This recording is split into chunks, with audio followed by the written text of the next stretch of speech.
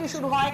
গভীর রাত পর্যন্ত বয়েজ হোস্টেলে পার্টি চলে। এবার সিবিআই এর নজরে সেই বয়েজ হোস্টেল, অর্থাৎ সিবিআই আধিকারিকরা ইতিমধ্যে কেন্দ্রীয় বাহিনী জওয়ানদের সঙ্গে নিয়ে বয়েজ হোস্টেলের ভিতরে ঢুকেছেন। এই মুহূর্তের আপডেট, এই সেমিনার হলের পিছনের বিল্ডিং এ এই বয়েজ হোস্টেল, যে ছবি আপনারা দেখছেন সিবিআই আধিকারিকরা কেন্দ্রীয় বাহিনীর জওয়ানদের সঙ্গে নিয়ে এই বয়েজ হোস্টেলে এই মুহূর্তে রয়েছেন।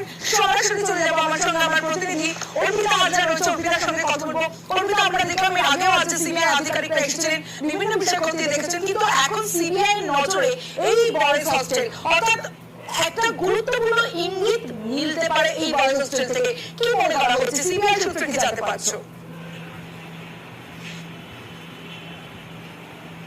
দেখো, আর্জিকরে খুন এবং ধর্ষণের ঘটনায় আজকে আমরাই কিন্তু প্রথম দেখিয়েছিলাম যে ঘটনার রাতে, অর্থাৎ যেদিন এই নির্যাতিতাকে ধর্ষণ এবং খুন করা হয়েছিল, সেই ঘটনার রাতে